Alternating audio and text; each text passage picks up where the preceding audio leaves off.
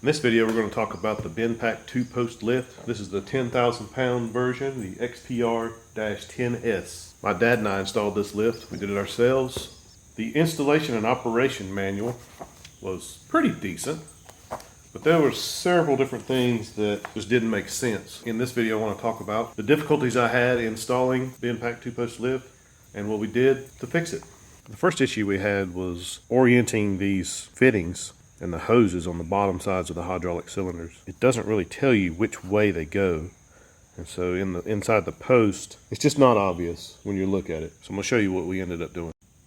So this is a view of the bottom of the hydraulic cylinder on the power side post. When you're installing it, it's just not obvious how to connect this brass fitting to the hose. So here's how we ended up doing it. It threads into the side of the hydraulic cylinder, comes out, and then points, in this case, towards the front of the drive-on side of the lift, and then you connect your hose. You have to clip the hose into the post. Before you get to this point, you need to make sure that the hose, or the nut there on the hose, is about 1/4 inch or so off the plate. Otherwise, you're going to be bound up and not be able to get it connected. The other snag we ran into was wiring the unit using the wiring provided in this shop. My power comes from this box over here and goes up to the top and across. And let me show you how we ended up wiring it.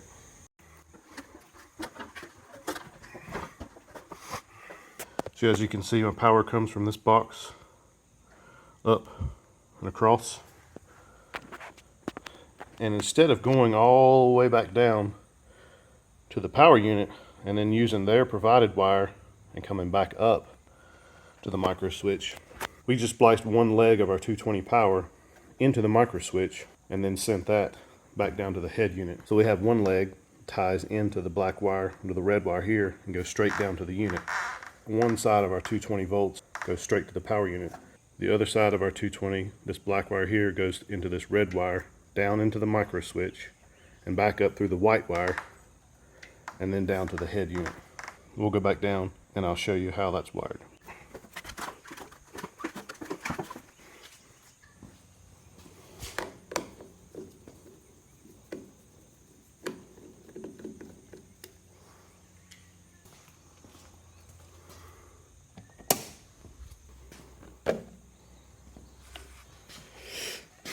So you can see, here's our wires coming in.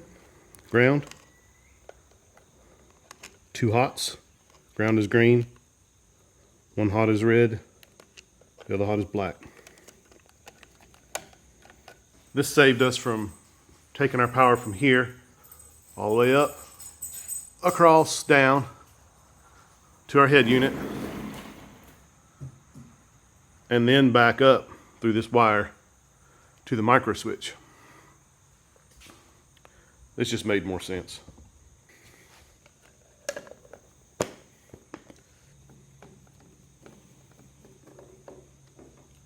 If you're getting some value from this video, please subscribe and leave me a comment. Let me know you're subscribed so we can chat.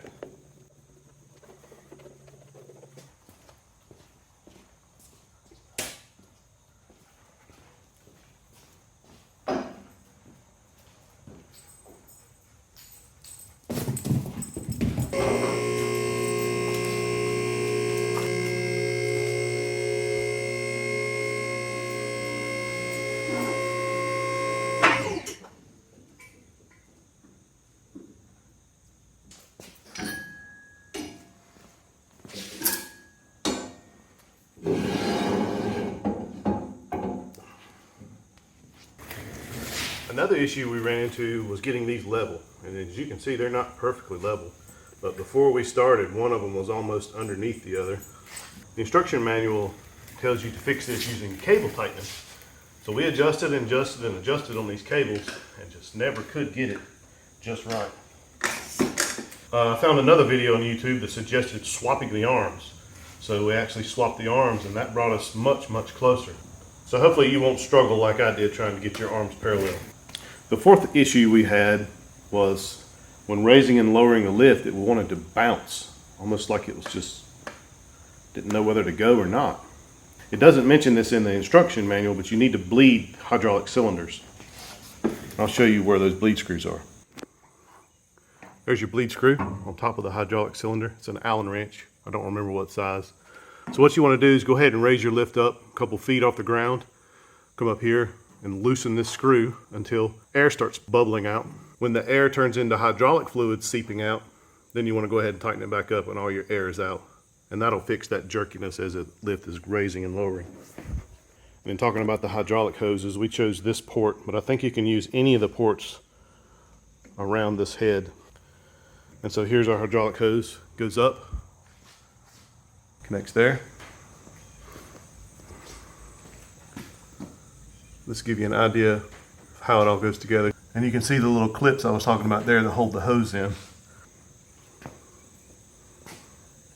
There you can see the hydraulics go up and across the top.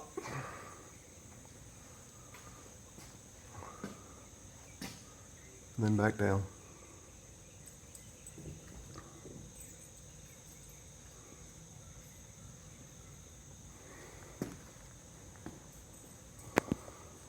Adjusting these cables is a bit of a pain too.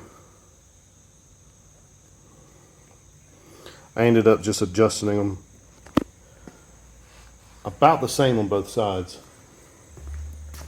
This side ended up being a little shorter. But instead of adjusting my cables to make my arms meet perfectly in the center, I adjusted them so that the clack was the same when you're raising the lift. And everybody's familiar with that sound.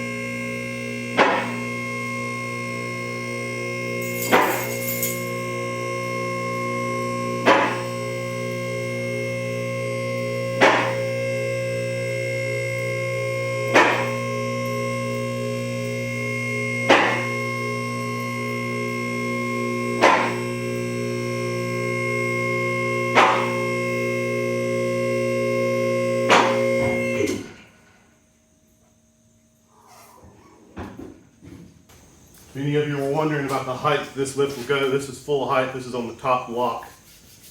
I'm 5'11" and a half. Still have however much clearance that is, 8 inches or so.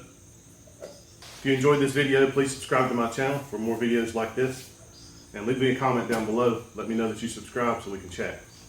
Thanks for watching.